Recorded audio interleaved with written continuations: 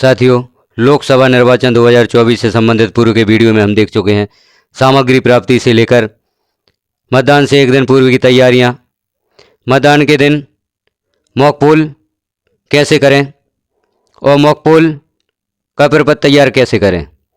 अब आज इस वीडियो में हम देखते हैं पीठासीन अधिकारी की रिपोर्ट, जो कि पार्ट 1 है मॉक पोल से संबंधित। इस रिपोर्ट को किस प्रकार से तैयार करना है, पार्ट 1 को किस प्रकार तैयार करना है। ऊपर जानकारी दी गई है। निर्वाचन का नाम, विधानसभा क्षेत्र सेगमेंट का क्रमांक एवं नाम, लोकसभा क्षेत्र का क्रमांक एवं नाम, मतदान केंद्र क्रमांक और नाम। यह जानकारियाँ हमें ऊपर लिख देना है। मॉक पोल का संचालन और मॉक पोल डाटा का सत्यापन किस प्रकार से इस प्रपत्र में भरा जाना है। इसमें सरल क्रमांक है, अभ्यर्थी का नाम है, यहाँ सभी अभ्यर्थियों के नाम लिखे जाएंगे अभ्यर्थी का नाम में। मॉक पोल के दौरान डाले गए मतों की संख्या यहाँ लिखी जाएगी प्रत्येक अभ्यर्थी की। कंट्रोल यूनिट पर परिणाम जांच करते समय प्रदर्शित मतों की संख्या, जो मॉक पोल में मत डाले गए हैं उनकी कंट्रोल यूनिट में जो संख्या शो हो रही है वह संख्या अभ्यर्थी के अनुसार लिखी जाएगी प्रत्येक अभ्यर्थी को। उम्मीदवारों के विरुद्ध वीवीपीएटी द्वारा प्रिंट पेपर स्लिप की संख्या यहाँ पर गिनकर लिखनी होगी।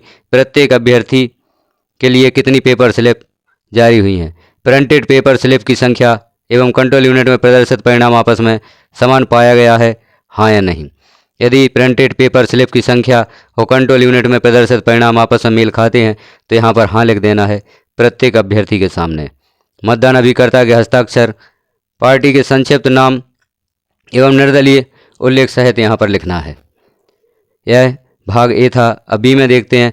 मॉक पोल डेटा क्लियर करने के लिए कंट्रोल यूनिट पर क्लियर बटन दबाया गया, हाँ या नहीं। यहाँ हाँ या नहीं में चिन्ह लगा देना है यदि क्लियर बटन दबाया गया है। यदि हाँ तो उपरोक्त वाक्य को स्याही संकेत करें। यहाँ पर यह ध्यान देने योग्य बात है कि यदि क्लियर बटन को दबा दिया गया है तो यहाँ पर यह लिखना है ब्लू पेन से मॉक पोल डेटा क्लियर करने के लिए कंट्रोल यूनिट पर क्लियर बटन दबाया गया। सी में है मॉक पोल के पश्चात वीवीपीएटी से समस्त पेपर स्लिप पर्चियाँ निकाल ली गई हैं, हाँ या नहीं में चिन्ह लगाना है।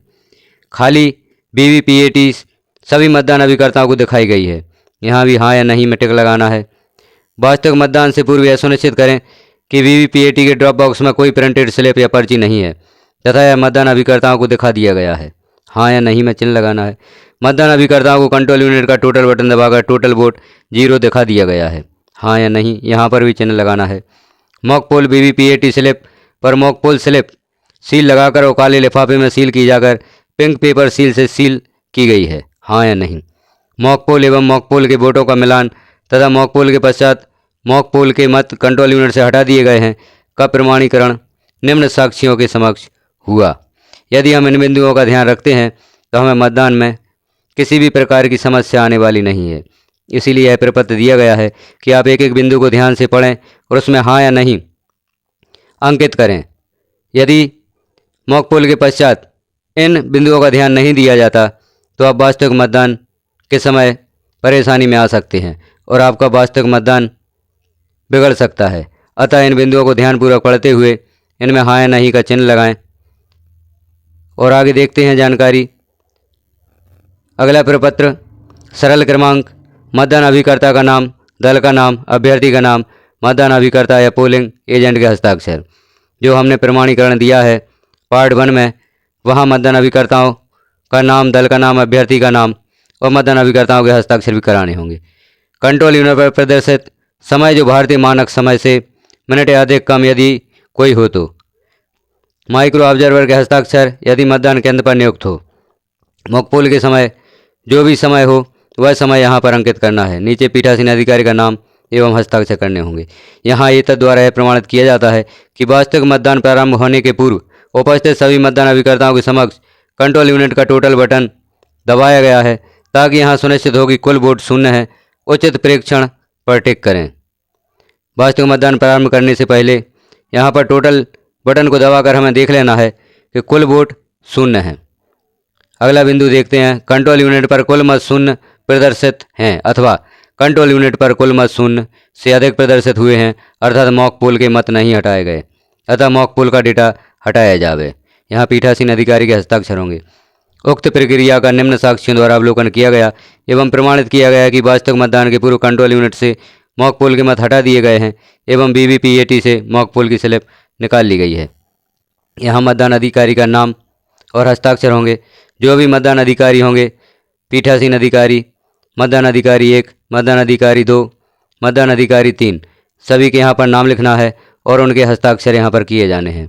इसका अर्थ होता है कि सारी प्रक्रिया सभी मतदान अधिकारियों के समक्ष की गई है और उन्होंने सारी प्रक्रिया को विशेष ध्यान रखते हुए पूर्ण किया है। अब यहाँ पर कुछ महत्वपूर्ण बिंदु दिए गए हैं, उन्हें भी हम देख लेते हैं। CU, BU व VVPAT को मॉक पोल के पूर्व ही जोड़ना है, उससे पहले नहीं। मॉक पोल में मतदान अभिकर्ताओं की भूमिका क्या होती है? मॉक पोल में न्यूनतम कितने मत डालना अनिवार्य है?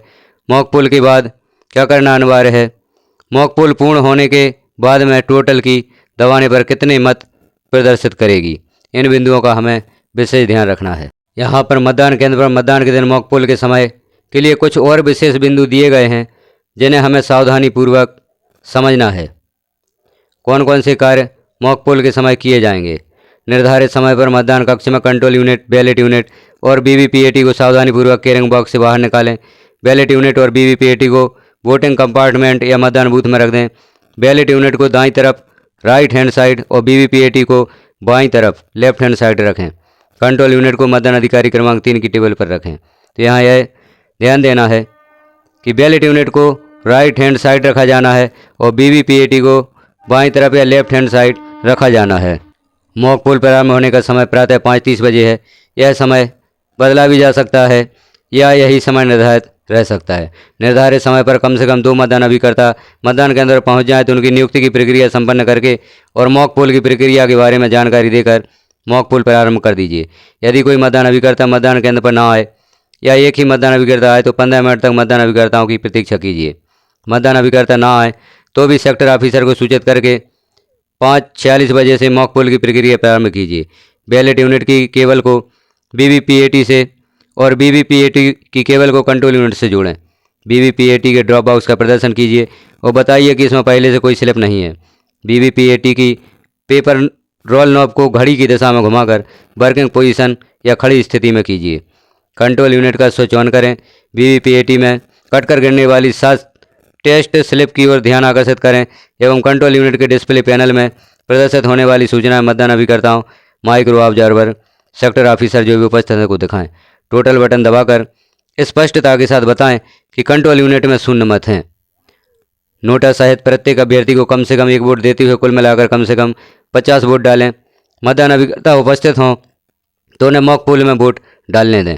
पीठासीन अधिकारी या उनके द्वारा निर्दिष्ट मतदान अधिकारी मॉक पोल में डाले जा रहे मतों का रिकॉर्ड रखें। टोटल का बटन दबाकर सुनिश्चित कर लें कि कुल 50 वोट डाले गए हैं। मतदान अभिकर्ताओं को भी दिखा दीजिए।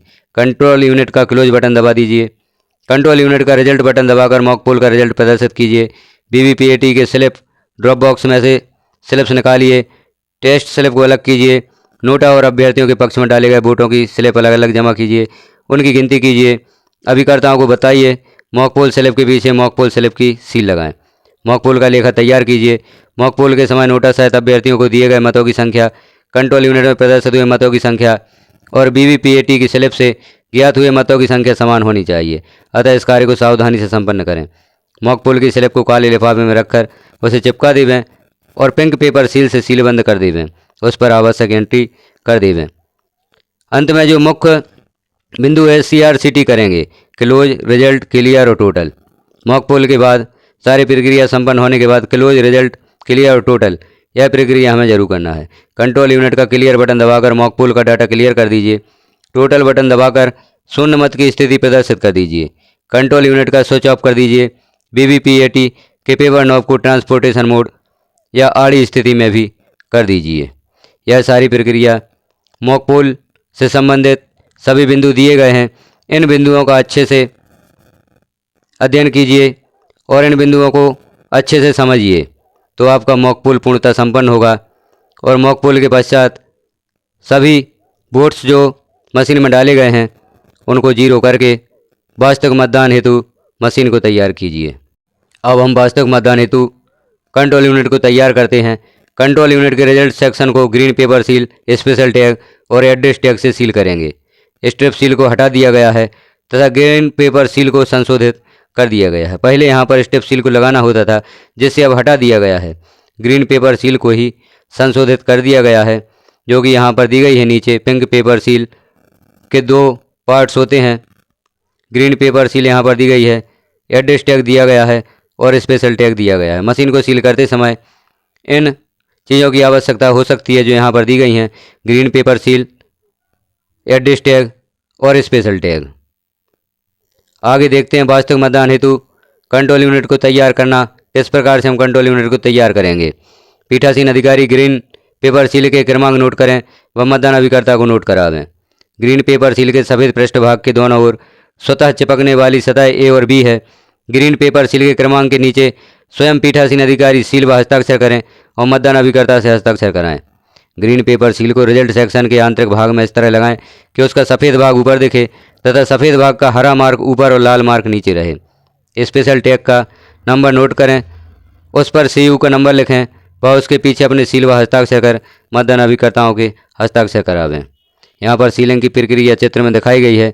इसे भी हम देख सकते हैं किस प्रकार से CU को सील किया जाना है, किस प्रकार से ग्रीन पेपर सील को लगाया जाना है। यहाँ सारी जानकारी दी गई है। कंट्रोल यूनिट की सीलिंग के लिए यहाँ और भी जानकारी दी गई है। पहला है, ग्रीन पेपर सील को इस प्रकार इंसर्ट करें कि A भाग ऊपर तथा B भाग नीचे की ओर तथा ग्रीन गोला रिजल्ट बटन के ऊपर तथा पिंक गोला प्रिंट बटन के ऊपर दिखाई दे। दोनों सिरों को बाहर रखते हुए इनर कवर को बंद करें।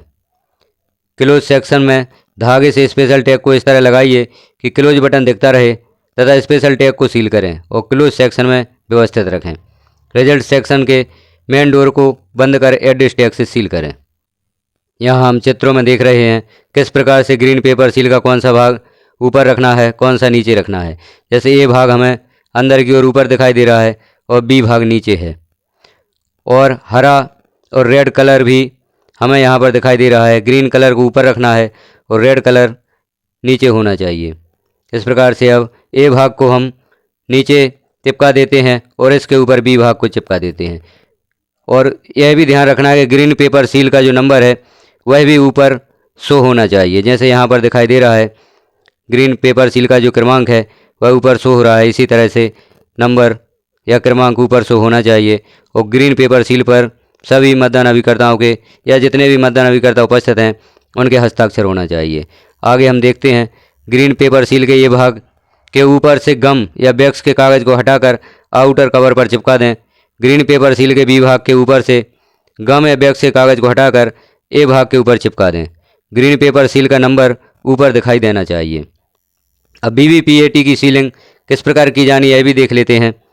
BVPAT स्लिप कंपार्टमेंट में सभी बैलेट स्लिप निकालकर मॉकपोल स्लिप की रबर सील पर काले लिफाफे में रखें और उसे सील्ड करें। फिर पिंक पेपर सील लगाएं। वीवीपैट के खाली बैलेट स्लिप कंपार्टमेंट को वास्तविक मतदान के पूर्व एड्रेस टैग से सील करें। यहाँ पर जो खाली कंपार्टमेंट है इसे एड्रेस टैग से सील कर देना है। यहाँ पर एड्रेस टैग लगा देना है। आगे देखते हैं वास्तविक मतदान के प्रारंभ से पूर्व हमें क्या कार्य करना है।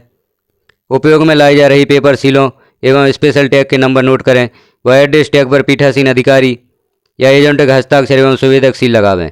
EVM या BVPAT पेपर सीलों एवं स्पेशल टैग के संख्यांक एजेंटों को नोट कराया जावे। प्रक्रिया अनुसार सील पर मशीन नियत समय पर वास्तविक मतदान के लिए तैयार की जावे। मतदाता रजिस्टर मतदाता सूची की चिन्हित प्रति एजेंटों को दिखाकर यह बतलाया जाए कि मतदाता रजिस्टर कोरा है एवं चिन्हित प्रति में कोई चिन्ह पूर्व संकेत नहीं है। यहाँ हमें पूर्ण पारदर्शिता रखते हुए सभी मतदान अभिकर्ताओं को सारी जानकारी दिखाते हुए मतदान को प्रारंभ करना है। अतः इस बात का ध्यान रखें कि जो भी सामग्री हमारे पास है, जैसे मतदाता रजिस्टर है, तो वह भी मतदान अभिकर्ताओं को दिखाएं कि यह बिल्कुल खाली है, इसमें कुछ नहीं लिखा गया है। चिन्हित प्रति में PV या पोस्टर बैलेट या EDC के अतिरिक्त कोई चिन्ह नहीं है। अनुपूरकों में कोई विलोपन है तो नामावली की मूल प्रति से संबंधित निर्वाचक के बॉक्स में डिलीटेड शब्द लिखें। यहाँ लिखा गया है EDC डिलीटेड और पोस्टल बैलेट। EDC मतलब इलेक्शन ड्यूटी सर्टिफिकेट और डिलीटेड मतलब यह वोट हटा दिया गया है। PV मतलब पोस्टल बैलेट। आगे हम देखते हैं मॉक पोल के बाद टोटल दबाने पर कितने मत प्रदर्शित होना चाहिए। मॉक पोल सफलतापूर्वक पूर्ण होने के बाद टोटल बटन दबाने पर यदि शून्य मत प्रदर्शन नहीं होते हैं तो क्या करना चाहिए? मॉक पोल के TCRCT करने के बाद भी EVM की सीलिंग करना है। हरी पत्र मुद्रा का भाग A कहाँ की ओर होना चाहिए? हरी पत्र मुद्रा का भाग B किस रंग का होना चाहिए? मॉक पोल की पर्चियाँ काले लिफाफे में रखकर कौन सी सील लगाते हैं? इन प्रश्नों के उत्तर हमें जरूर आना चाहिए, तभी हम मशीन को वास्तविक मतदान के लिए तैयार कर सकते हैं। आगे देखते हैं वास्तविक मतदान का प्रारंभ एवं प्रक्रिया। टोटल नॉलेज एजुकेशन चैनल पर लोकसभा निर्वाचन संबंधी जानकारी कंटिन्यू रहेगी। आगे की जानकारियां हम अगले वीडियो में देखेंगे। यदि सारी जानकारी एक वीडियो में दी जाए तो वीडियो बहुत ही लंबा हो जाएगा। अतः लोकसभा निर्वाचन 2024 संबंधी समस्त जानकारियां आपको विभिन्न भागों में प्राप्त होंगी। सभी प्रकार के प्रपत्र, सभी सावधानियां, सामग्री प्राप्ति से लेकर सामग्री जमा तक की संपूर्ण जानकारी आपको यहां पर प्राप्त होगी विभिन्न भागों में। निर्वाचन एक बहुत ही महत्वपूर्ण कार्य है। लोकसभा निर्वाचन संबंधी समस्त वीडियोज आप जरूर देखें। आपको इन वीडियोज से बहुत ही बड़ी हेल्प मिलने वाली है। आप इन वीडियोज को देखकर विभिन्न प्रकार के प्रपत्र और विभिन्न सामग्री, सावधानियां आप बहुत अच्छे से देख पाएंगे। बने रहिए टोटल नॉलेज एजुकेशन चैनल के साथ और देखिए पूरा लोकसभा निर्वाचन 2024।